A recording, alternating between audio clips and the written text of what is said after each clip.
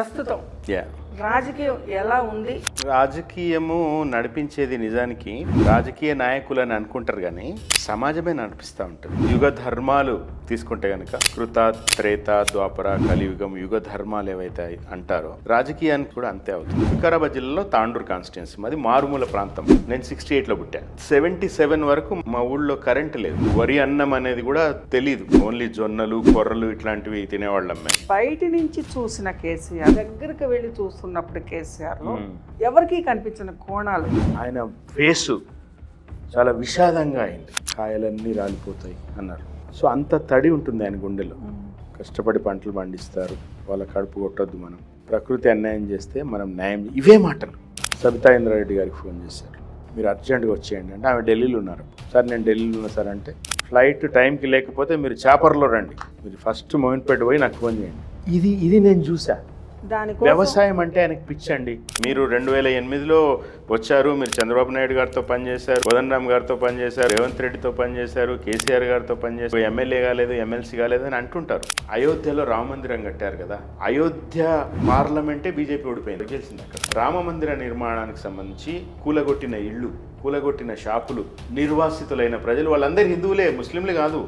సమాజాన్ని ముందుకు తీసుకెళ్లే ఒక ప్రక్రియ రాజకీయం. ఈ దీంట్లో అడుగు పెట్టిన తర్వాత ఒక సెన్సిటివ్ మూమెంట్స్ అనేవి ఉంటాయి. అండ్ ఇంతే సమవుజ్జి కేసీఆర్ గారు, ఆయనతో మీ ప్రయాణం ఎలా సాగుతుంది? కేసీఆర్ గారు సమవుజ్జి అనేది ఒప్పుకోను నేను అంటాను. మీరు అనండి, నేను ఒప్పుకోను. ఎందుకు ఒప్పుకోనంటే, నేను ఒప్పుకోకపోవడానికి కారణము నా నమ్రత కాదు. కేసీఆర్ గారు చాలా విషయాల్లో కాంటెంపరీ పొలిటీషియన్స్లో అందరికంటే చాలా ఉన్నతంగా, లోతుగా, తాత్వికంగా ఆలోచించగలిగే మనిషి. సో కాబట్టి ఖచ్చితంగా నేను ఇందాక మీకు ఒక ఉదాహరణ చెప్పిన. కేసీఆర్ గారితో ఆధ్యాత్మిక అంశాలు, రామాయణ భారతాలు, దేవుడి విషయము, అవతారాలు, యుగధర్మాలు, ఇవన్నీ కూడా ఆయనతో మాట్లాడాను నేను.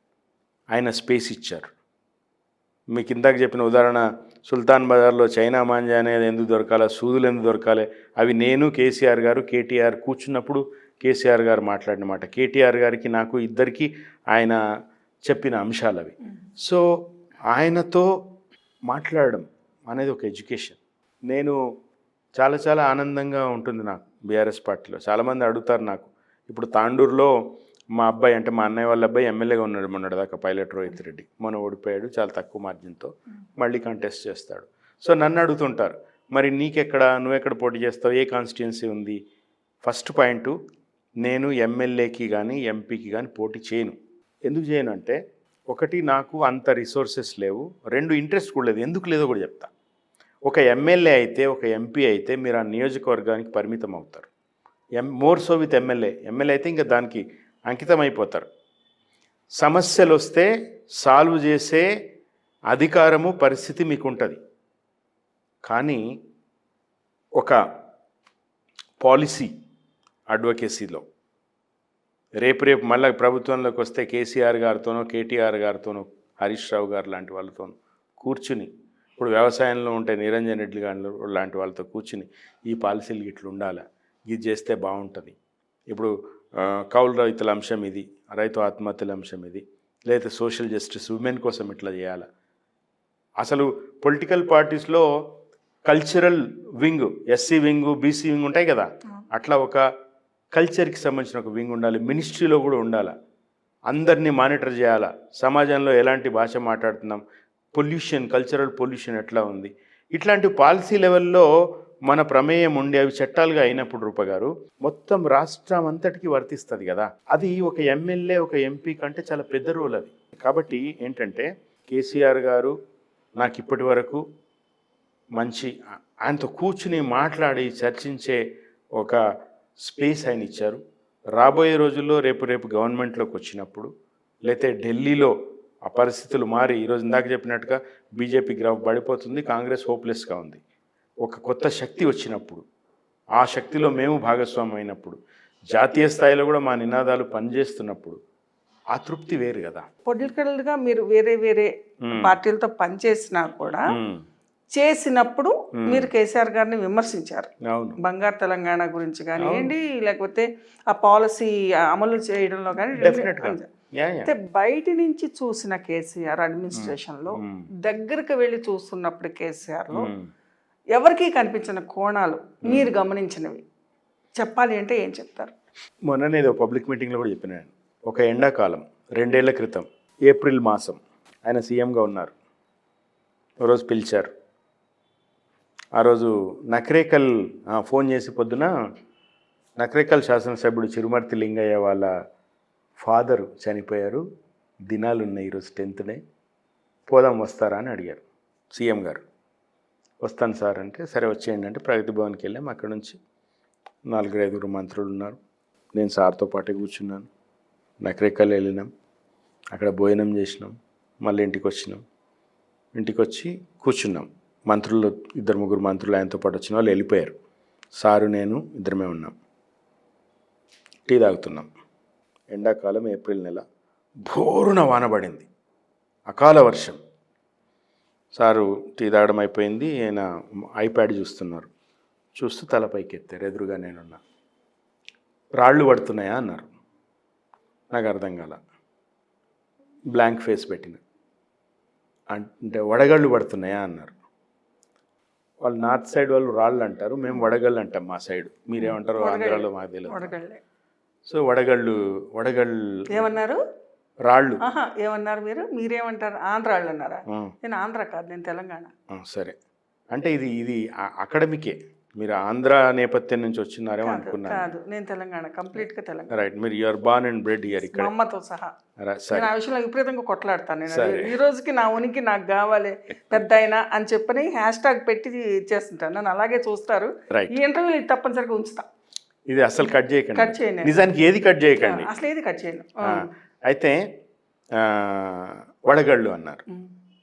చూస్తా ఈ మాట చెప్పడానికి ముందు ఒక మాట చెప్పాలని ఉంది. ఏ యాస కోసము, ఏ భాష కోసము, ఏ తిండి దీని గౌరవం కోసము అని చెప్పని అన్నారు, అదే వివక్ష. అంటే భాష యాస అనేది మనం పెరిగిన వాతావరణంలో వస్తుంది. సుశీల్ గారు, అవునండి, నా యాస నా ఇది మారలేదని చెప్పి నేను వివక్షకు గురైన ఎన్నో ఉన్నాయి ఇదే తెలంగాణ గడ్డ మీద.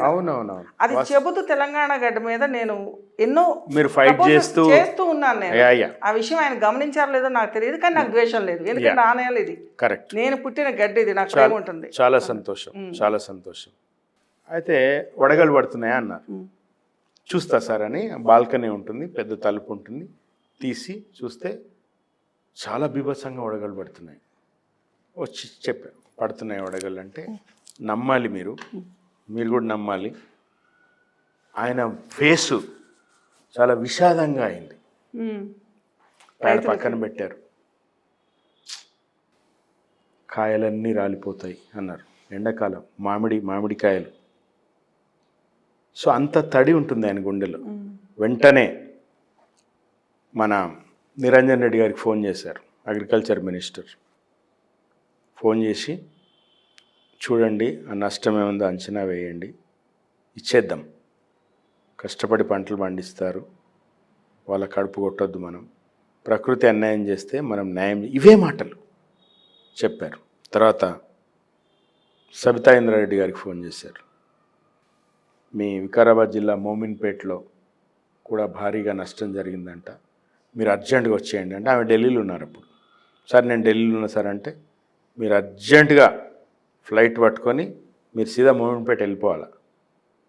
ఫ్లైట్ టైంకి లేకపోతే మీరు చాపర్లో రండి, మీరు ఫస్ట్ మోమిన్పేట పోయి నాకు ఫోన్ చేయండి. ఇది నేను చూసా, ఇది న్యూస్ పేపర్లో చదివింది కాదు, టీవీలలో చూసింది కాదు. I was a witness to this. ఇలాంటప్పుడు నాకు అనిపిస్తుంది పాలిటిక్స్ అనేది ఎంత గొప్ప వృత్తి, అవును, ఎంత నోబుల్ పని. అది ఆయనకి ఈ గడ్డ మీద ఉన్న ప్రేమ, అంకిత భావం. నేలని బంగారు తెలంగాణ చెయ్యాలి, దానికి వ్యవసాయం అంటే ఆయనకి పిచ్చి. అందుకే నీళ్లు, నిధులు, నియామకాలు. ఒక నియామకాల విషయంలోనే ఆయన కొంచెం వెనకడుగు జరిగింది, అది ప్రతిపక్షాలకు అవకాశం అయింది. అయితే ఇంత అంకిత భావంతో పనిచేసిన కేసీఆర్ ప్రభుత్వం పైన లక్షల కోట్ల అవినీతి ఆరోపణలు రావడాన్ని ఎలా చూడాలి? ప్రజలు చాలా గుడ్డిగా నమ్మి ఆయన ఏది చెప్తే ఆయన వెనక అలా వెళ్ళిపోయారు. నేను వీళ్ళని గొర్రెలని అన్ను, ఫాలోవర్స్ అంటాను నేను. ఎందుకనంటే నా నేల మీద ప్రేమతో నా నాయకుడు ఒకడు పిలుస్తున్నాడు అంటే నేను వెళ్ళాను అని అంటే నేను ఫాలోవర్ని. ఓకే అండి. అటువంటి ఫాలోవర్స్ అందరికీ కూడా కలుక్కుమనే విధంగా ఒక చిన్న శంకని మనసులో పడేసే విధంగా ప్రతిపక్షాలకు అవకాశం ఎందుకు ఇచ్చారు కేసీఆర్ గారు? అది దాని మీద ఏమైనా చర్చ జరిగిందా అంతర్గతంగా? మొన్న ఓటమి తర్వాత వరుసగా అన్ని కాన్స్టిట్యున్సీస్కి సంబంధించిన మీటింగులు జరిగినాయి. ప్రధానంగా దాన్ని హరీష్ గారు, కేటీఆర్ గారు ఆధ్వర్యంలో జరిగినాయి. ఆ మీటింగ్ మా జిల్లాకు సంబంధించిన మీటింగ్ కూడా జరిగింది. మేము కూడా అందులో ఉన్నాం కాబట్టి చెప్తున్నా. కాన్స్టిట్యున్సీస్లో ఆ మీటింగ్కి ముందు కేటీఆర్ గారు, హరీష్ గారు స్పష్టంగా చెప్పినారు, ఈ హాల్లో మనమంతా మన కుటుంబమే ఉన్నాం, ఇక్కడ మన కుటుంబ సభ్యులమే ఉన్నాం. ఏం జరిగింది, మనం మీ కాన్స్టిట్యున్సీలో ఎందుకు ఓడిపోయినాం, మీరు ఓపెన్గా చెప్పండి, ఉన్నది ఉన్నట్టు చెప్పండి అంటే ఇంక ఒక్కొక్కరు లేచి చెప్పారు. కొంతమంది మీరే కారణం అన్నారు కేటీఆర్ని, కొంతమంది మీరే కారణం అన్నారు హరీష్ని, కొంతమంది కేసీఆర్ గారే కారణం అన్నారు. ఇంత లోతు చర్చ జరిగింది. ఇంకొంతమంది సరే అవతల మనకి బీజేపీ కాంగ్రెస్ వాళ్ళ గేమ్లో మనం దెబ్బతిన్నాం అనేది కొంతమంది అన్నారు. కొన్ని పాలసీలకు సంబంధించిన చర్చ కూడా వచ్చింది, దళిత బంధు లాంటి అంశాల చర్చకు వచ్చింది. కానీ మీరు చెప్పిన ఈ కరప్షను, అది మీరు కాళేశ్వరం కావచ్చు, ఇంకోటి కావచ్చు, ఒకటి మొన్ననే అసెంబ్లీలో లెక్కలతో సహా, కాగ్ లెక్కలతో సహా పెట్టింది. ఇప్పుడు ఏదైతే రేవంత్ రెడ్డి ఆరోపణ చేస్తున్నాడో 1,00,000 కోట్లు, 1,50,000 కోట్లు ఇంకా ఆయన ఇష్టం ఆ ఆరోపణలు. యాక్చువల్గా కాళేశ్వరం నిర్మాణానికి కూడా అంత ఖర్చు కాలే, అంత అవినీతి అనేది ఇంపాసిబుల్. రెండోది, ఎంత అవినీతి జరిగింది అనవసరం అంటున్నారుగా, తెలంగాణకి మేలు కాదంటున్నారుగా. లేదండి, ఇప్పుడు మీరు చూడండి, పంజాబ్, హర్యానా, ఆంధ్రప్రదేశ్ని కూడా దాటి తెలంగాణలో వరి ఉత్పత్తి జరుగుతుంది ఈరోజు. నేను మా ఊరి గురించి చెప్తా. మా ఊరిలో 6-7 లక్షలు ఎకరం ఉండే భూమి, మాది మారుమూల ప్రాంతం, కర్ణాటక బార్డర్, తాండూరులో కానీ నారాయణఖేడ్లో కానీ 25 లక్షలకు తక్కువ ఎక్కడ తెలంగాణలో భూమి లేదు ఈరోజు. 6 లక్షలు ఉండే బీఆర్ఎస్ అధికారంలోకి రావడానికి ముందు. అండ్ మా దగ్గర నీళ్లు 150-170 ఫీట్లు వేస్తే బోరు పడేది కాదు. ఇప్పుడు 60-70 ఫీట్లలో మిషన్ కాకతీయ ద్వారా గ్రౌండ్ వాటరు విపరీతంగా పెరిగింది. హరితహారం ద్వారా ఎకోసిస్టమ్ చాలా బ్యాలెన్స్ అయింది. అండ్ 24 గంటల కరెంట్ ద్వారా పంట కొనడం కానీ, రైతు బంధు కానీ అసలు ఏ రోజు ఆగలేదు. కేసీఆర్ గారి మీద, బీఆర్ఎస్ పార్టీ మీద వచ్చిన కరప్షన్ కంటే కూడా ఎక్కువ పనిచేసింది ప్రజల మస్తిష్కాల్లో. సార్ ఎవరికి టైం ఇవ్వడం లేదు, ఎవరిని కలవడం లేదు అనేది చాలా బలంగా కాంగ్రెస్ పార్టీ తీసుకెళ్ళగలిగింది. కొన్ని ఉదాహరణలు చెప్తూ, గద్దర్ పోయి ఆడ బయట గేట్ దగ్గర కూర్చున్నాడు, ఇట్లాంటి ఉదాహరణలు చెప్తూ. అవినీతి అనే అంశము మీద ఎలక్షన్ జరగల. కేసీఆర్కు సంబంధించిన, కేసీఆర్ కుటుంబానికి సంబంధించిన అంశము ప్రధాన అస్త్రంగా కాంగ్రెస్ పార్టీ వాళ్ళ సోషల్ మీడియా చాలా బలంగా తీసుకెళ్లడం ద్వారా నష్టం జరిగింది. రెండోది, కొన్ని పథకాలు ఎలక్షన్స్కి ముందు ఎక్కువ టైం లేక అందరికీ ఇవ్వలేని, ఇప్పుడు దళిత బంధు ఉంది ఉదాహరణకి, అందరికీ బెనిఫిట్ అందే లోపల ఎలక్షన్లు వచ్చేసినాయి, ఎన్నికల కోడ్ వచ్చేసింది. అట్లే బీసీ బంధు కానీ, బీసీ బంధు కొంత ఇచ్చారు, మైనారిటీ బంధు అనేది, గిరిజన బంధు అనేది ఇంకా ఎఫెక్ట్లోకి రాలా. ఆ పథకాలు అందిన వాళ్ళు ఎంతమంది ఓట్లేశారో తెలియదు, కానీ అందని వాళ్ళు మాత్రం వ్యతిరేకంగా ఓటేశారు. సో కేసీఆర్ ఇన్ని చేశారు కదా, ఇవి కూడా ఇంకో తడవ గవర్నమెంట్లోకి వస్తే చేస్తారు అనే కాన్ఫిడెన్సు ప్రజలకి బీఆర్ఎస్ శ్రేణులు గట్టిగా ఇవ్వలేకపోయినాయి, అంత టైం కూడా లేకపోయింది. అది ఒక వ్యూహాత్మకమైన తప్పిదమే తప్ప. ప్రత్యామ్నాయ మార్గంగా కాంగ్రెస్ని ఎన్నుకున్న తర్వాత కాంగ్రెస్ చేస్తున్న పథకాలు కానివ్వండి, అసలు ఆ ఎగ్జిక్యూషన్ కానివ్వండి, అంటే తెలంగాణని ప్రేమించే కేసీఆర్ గారు ఎలా చూస్తున్నారు? అంటే తను చాలా ఇదిగా బేస్ వేసుకుంటూ వచ్చారు కదా, తెలంగాణ ప్రజలకు నేను ఇది అందించాలి, రైతు బంధు అయి ఉండొచ్చు, సమ్ అదర్ థింగ్స్ కానివ్వండి, వాటన్నిటినీ కూడా చేస్తూ ఎక్కువగా హైలైట్ చేస్తుంది ఈ రేస్ గురించి చేస్తున్నారు, లేదంటే లిక్కర్ పాలసీ గురించి దాంట్లో కేసు గురించి, కవిత గురించి, అంటే అర్ధబలం అంగబలం మీద కొట్టాలనే వ్యూహాలు స్పష్టంగా కనిపిస్తున్నప్పుడు దీనిని ఒక రాజకీయవేత్తగా మీరు ఎలా చూస్తారు? ఆ శిబిరంలో ఉన్నారా, ఈ శిబిరంలో ఉన్నారా అనేది అప్రస్తుతం. కానీ ఒక రాజకీయవేత్తగా, విశ్లేషకులుగా మీరు ఎలా చూస్తారు? ఇది నిజంగా ప్రజలకు మేలు కలిగించేదని మీకు అనిపిస్తోంది? మీరు గత నెల రోజులుగా ర్యాండమ్గా తెలంగాణలో ఉన్న మీ మిత్రుల ద్వారా, మీ నెట్వర్క్ ద్వారా, వాట్సాప్ గ్రూపులలో ప్రజలు, పొలిటికల్ పార్టీ సింపథైజర్స్, కార్యకర్తలు వదిలేయండి, మామూలు ప్రజలు ఏమనుకుంటున్నారో మీరు ఒక 10 వీడియోలు తీయండి. ప్రతి వీడియోలో కూడా రేవంత్ రెడ్డిని తిట్టడం, బూతులు తిట్టడం. అది రైతు బంధు రాలేదని తిట్టొచ్చు, లేదా హైడ్రా పేరుతో సామాన్యుల ఇల్లు కూర్చడం కావచ్చు. అంటే ఇక్కడ నేను చెప్తున్నా ఒక్క నిమిషం. ఎందుకు నేను అడ్డం మీ పాయింట్కే వస్తున్నాను. నేను ఎందుకు అడ్డం వస్తున్నానంటే ఈ వీడియోస్ కానివ్వండి, ఈ వీటన్నిటినీ కూడా ప్రజలు ఇవాళ రోజున ఒక రకమైన ఫ్రేమ్లో ఉండిపోయారు. ఎలా అంటే ఇవన్నీ కూడా ప్లాంటెడ్, అక్కడ నిజాయితీ ఎక్స్ప్రెషన్ని కూడా అది నిజమైన ఎక్స్ప్రెషన్ అని తీసుకోగలిగే పరిస్థితులు ఇవాళ రోజున సమాజంలో లేదండి. I disagree with you. ఎందుకు అంటే మొన్న చిలుకా నగర్లో రాధికా గౌడ్ అనే ఒక ఆమె ఏ పార్టీ ఆమె కూడా కాదు, ఆమెది 20 సంవత్సరాలుగా ఓ షాప్ నడుపుకుంటే అర్ధాంతరంగా వచ్చి కూల్చేశారు. ఆమె మామూలుగా తిట్టడం లేదు, నువ్వు నా షాపు కట్టి లేతే నాశనం అయిపోతావు అనేది ఆమె మాట్లాడింది. ఇట్లాంటి ఉదాహరణలు ఎన్నో ఉన్నాయి.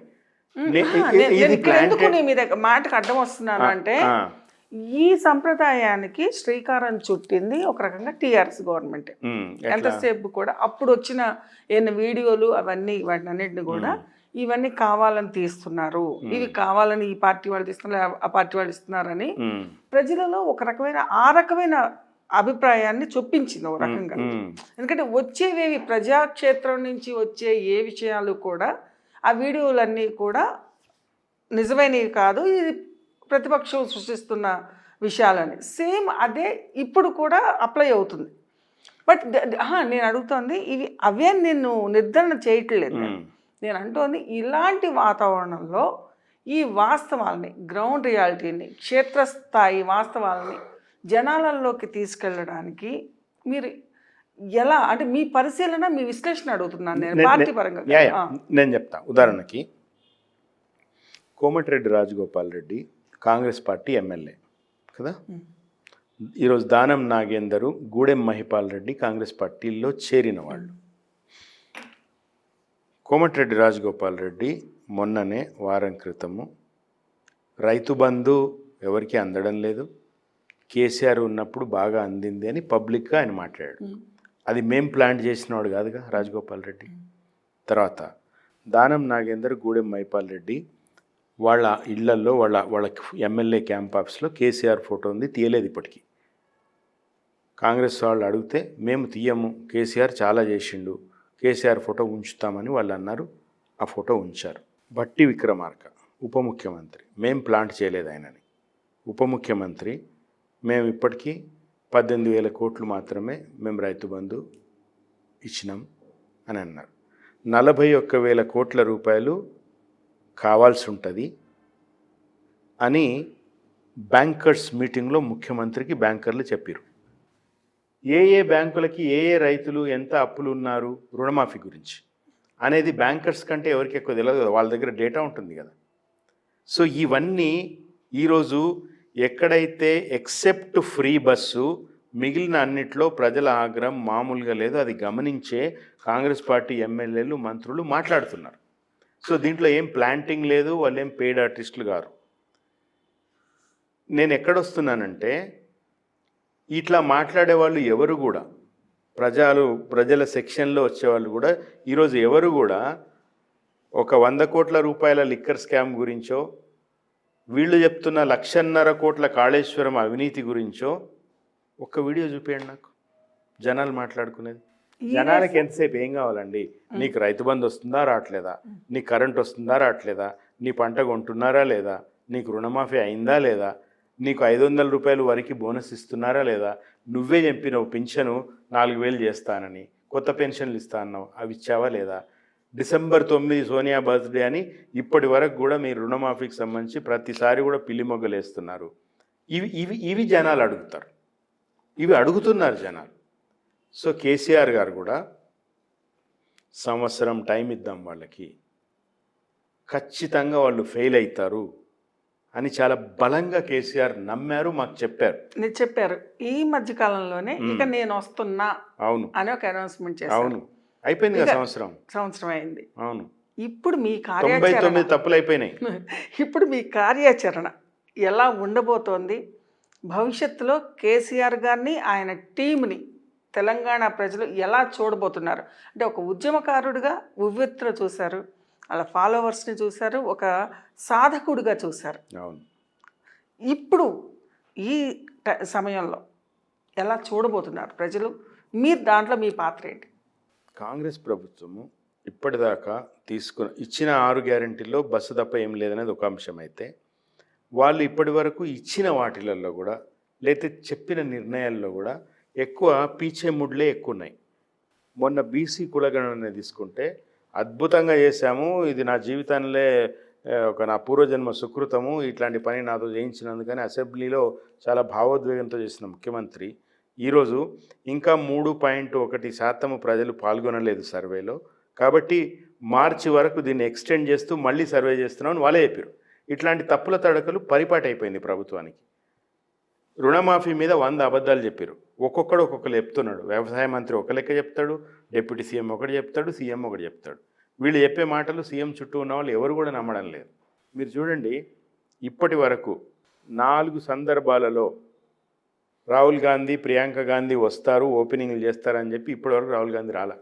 మొన్న కూడా ప్రయాణం పెట్టుకుని క్యాన్సిల్ చేసుకున్నారు. రాహుల్ గాంధీకి మొహం లేదు తెలంగాణలో వచ్చి ప్రజల్ని ఫేస్ చేయడానికి, ఫేక్ హామీలు ఇచ్చినాం అనేది ఆయనకి అర్థమైపోయింది. సో ఇట్లాంటి పరిస్థితుల్లో ఈరోజు జనాలందరూ కూడా నిజంగా కేసీఆర్ ఎప్పుడు వస్తారని చూస్తున్నారు. కేసీఆర్ గారికి నాకు మధ్యలో, ఆయన ఆ మధ్య కాలు ఇదయ్యి ఆయన యశోదలో ఉన్నారు కదా, యశోదలో ఉన్నప్పుడు నేను ఒకరోజు పోయినప్పుడు మాకు ఒక చర్చ జరిగింది. అది కూడా నేను చెప్తా, జనాలకు తెలవాలి. కేసీఆర్ గారు ఎన్నికలకు ముందు ఆయన చెప్పారు, కాంగ్రెస్ పార్టీ వస్తే రైతు బంధు కట్ అవుతుంది, మీ ఇష్టం, కాంగ్రెస్ పార్టీ వస్తే మీకు మద్దతు ధర రాదు అని చెప్పిరు ఆయన. జనాలు నమ్మలే. రైతు బంధు కేసీఆర్ పిచ్చకుంట్ల 12,000 ఇస్తున్నాడు, నేను 15,000 ఇస్తా అంటే ఆయన మాట నమ్మారు. అది జనాలు తప్పని కూడా నేను, ఎందుకంటే ఇప్పుడు వచ్చేవాటికంటే కొంచెం ఎక్కువ ఇస్తాను అంటున్నాడు కదా, వస్తే మంచిదే కదా అని అనుకున్నారు, ఓటేశారు, మోసపోయారు. ఈరోజు రాష్ట్రం అంతటా కూడా సునీల్ కనుగోలు చెప్పినట్టుగా బీఆర్ఎస్ పార్టీ వాళ్ళు పైసలు ఇచ్చి చెప్పించిన వాళ్ళు కాదు, ప్రజలు స్వచ్ఛందంగా వాళ్ళ కోపం వెలిగొస్తున్నారు. మీరు రేపు లోకల్ బాడీ ఎలక్షన్స్లో చూడండి, ఎందుకు పెట్టడం లేదు, జూన్కి ఎందుకు మళ్ళీ పోస్ట్పోన్ చేశారు? ఎందుకంటే ఇప్పుడు ఓడిపోతామని తెలుసు వాళ్ళకు. జూన్లో అయితే సరే కొంత వానలు పడతాయి, కొంత వస్తాయి, ఈ లోపల అనుకున్న పథకాలు అరకొరైనా ఇచ్చేద్దాము, భూములు అమ్మో ఏది చేసో పైసలు తెచ్చి ఎఫ్ఆర్బిఎం పరిమితిని మించి నరేంద్ర మోడీ దయ తెలిస్తే అప్పులు తెచ్చి ఏదో చేసి అప్పుడు ఎలక్షన్లో పోదాం, ఇప్పుడు పోయే దమ్ము వాళ్ళకి లేదు. సో ఇది నడుస్తున్నప్పుడు చర్చ, ఆయన హాస్పిటల్లో ఉన్నప్పుడు జనాల అగ్రెషన్కి సంబంధించి ఒక మాట మేము మాట్లాడుకున్నప్పుడు సార్ ఏమన్నారంటే, శ్రీశైల్ ఇంకొక సంవత్సరం ఆగుదాం, వీళ్ళకి టైం ఇద్దాం అంటే నేను అన్నాను, అవును సార్ నిజమే, అది వాస్తవమే. Frog in the hot water అనే థియరీ ఒకటి ఉంది సార్ అని నేను చెప్పాను.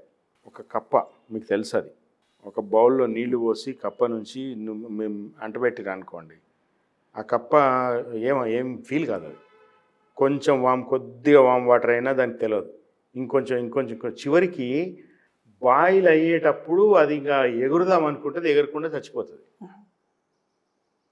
జనాలు కూడా అంత సఫోకేషన్కు గురయ్యే స్థాయికి వస్తారు, చాలా త్వరలోనే వస్తారు. ఎందుకంటే వీళ్ళకి ఈ స్టేట్ ఎకానమీ మీద ఒక నాలెడ్జ్ లేదు, డబ్బులు ఎట్లా సృష్టించాలో తెలియదు, సంపద ఎట్లా పంచాలో తెలియదు, అభివృద్ధి, సంక్షేమం, ఆత్మగౌరవం ఈ 3 వీళ్ళకి పట్టవు, తమలో తాము కొట్టుకుని చేస్తారు. ఇంకా ఇది పెరుగుతుంది, మనం వేచి ఉందాం, ఒక సంవత్సరం టైం ఇచ్చిన వాళ్ళం కూడా అవుతాం, తర్వాత తడక చూపిద్దాం అని మొన్న మీటింగ్లో నేను లేస్తే మామూలుగా ఉండదు అన్నారు. రేపు 19వ తారీఖు వస్తున్నారు, తెలంగాణ భవన్లో విస్తృత స్థాయి మీటింగ్ ఉంటుంది. ఈ నెల ఇప్పుడు రాబోయే ఏప్రిల్లో పార్టీ ఆవిర్భావ రోజు 27వ తారీఖు నాడు భారీ బహిరంగ సభ ఉంటుంది. సెప్టెంబర్లో అధ్యక్ష ఎన్నికలు ఉంటాయి, స్టేట్ కమిటీలు వేసుకుంటారు. చాలా ఉత్సాహంగా ఉన్నారు. కొంతమంది చేసిన ఎగ్జాగరేషన్ని నేను యాజ్ ఇట్ ఈస్గా నమ్మను, కానీ బీఆర్ఎస్ బీఫామ్ ఇచ్చిన వాడు అందరూ ఎమ్మెల్యే అనే పరిస్థితి ఈరోజు తెలంగాణలో ఉంది. రూప గారు, ఓకే, మీరు మీ ప్రస్థానం అంతట్లో కూడా దాదాపుగా అధికార పక్షంలో లేరు. ఒక్క సంవత్సరం మాత్రం, 2 ఏళ్ళు అంతే, 1 సంవత్సరం 2 సంవత్సరాలు అంతే ఉన్నారు. అంతే. ఇప్పుడు మళ్ళీ ప్రతిపక్ష పాత్రలోనే ఉన్నారు. సో ఇలాంటి సమయంలో నాయకులకి ఒక సూచనలు చేసేంత విలువలు, అంత పరిశీలన, విశ్లేషణ మీ దగ్గర ఉంది. ఇలాంటి పరిస్థితుల్లో నేను వస్తున్నా అని అనౌన్స్ చేసిన పరిస్థితుల్లో కేసీఆర్ గారికి మీరు ఇచ్చే సూచనలు ఏమైనా ఉన్నాయా? ఆయన తీసుకుంటారా సూచనలు? చంద్రబాబు గారితో పనిచేశాను, కేసీఆర్తో పనిచేశాను, ఇంతకుముందు చెప్పినట్టుగా లిబరల్ డెమోక్రాట్స్తో పనిచేశాను. కోదండరామ్ గారు, ఇందాక మీకు ఉదాహరణ చెప్పిన ఒక క్యాబినెట్ మంత్రి ఈరోజు కూడా ఫోన్ చేస్తాడు నాకు, నేను మాట్లాడిన భాష బాగుందా అని. ఎందుకు అడుగుతారు? బికాస్ మనము అన్బయాస్డ్గా ఒక మంచి రాజకీయం, ఒక గుణాత్మకమైన మార్పు ఉండాలని చెప్తాం కాబట్టి చేస్తారు. చంద్రబాబు కూడా నా మాట విన్నారు, కేసీఆర్ గారు కూడా చాలాసార్లు, నేను చెప్తున్నా కదా, చాలా తాత్వికమైన అంశాల్లో కూడా మేము డిస్కస్ చేసుకున్నాం. యుగ ధర్మాల గురించి మేము మాట్లాడుకున్నాం, ప్రజల యాస్పిరేషన్స్ గురించి మాట్లాడుకున్నాం, అకాల వర్షాల గురించి మాట్లాడుకున్నాం. ఆయన తీసుకునే చర్యల నేను సాక్షిభూతంగా నేను ఉన్నాను. సో రాబోయే రోజుల్లో కేసీఆర్ గారి వైపు ఈరోజు తెలంగాణ చూస్తున్నది ఒకటైతే, మీరు అడిగిన ప్రశ్నకు సమాధానం, కేసీఆర్ గారు తన మీద ఉన్న ఒక అపప్రథ తొలగించుకోవాలి. కేసీఆర్ గారు అందరికీ యాక్సెసిబుల్గా ఉంటారు అనే కాన్ఫిడెన్సు ఆయన రాబోయే రోజుల్లో ఇస్తారు. అది మనం చూస్తాం. ఇప్పుడు కృష్ణుడికి కూడా నీలాప నిందలు వచ్చినాయి, చవితినాడు చంద్రుడిని చూడడం వల్ల నీలాప నిందలు వచ్చినాయి. సో అట్లాంటి నీలాప నిందలు భగవంతుడే తప్పించుకోలేడు. మానవ మాతృలు ఎంత తప్పులు పొరపాట్లు చేస్తారు. ఒకటి, కేసీఆర్ ఏమైనా పొరపాట్లు చేసి ఉండొచ్చు, తప్పులు చేసి ఉండొచ్చు, కానీ తెలంగాణ ప్రయోజనాలకి వ్యతిరేకంగా ఆయన చేశారు అని రేవంత్ రెడ్డి కూడా నమ్మడు, బయటికి ఏదైనా మాట్లాడవచ్చు. సో కాబట్టి ఆ కాన్ఫిడెన్సు, ఆ ప్రేమ కేసీఆర్కి తెలంగాణ మీద ఉంది, తెలంగాణ కేసీఆర్ మీద కూడా ఉంది.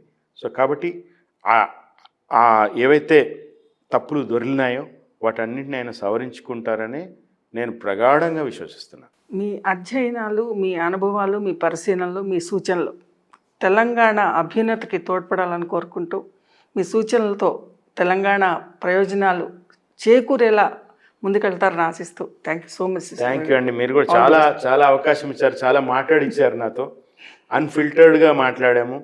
అండ్ మీరు ఏ ఒక్కటి కూడా దీంట్లో ఎడిట్ చేయకుండా మొత్తం వేసేయండి. నేను చేయనండి. Thank you.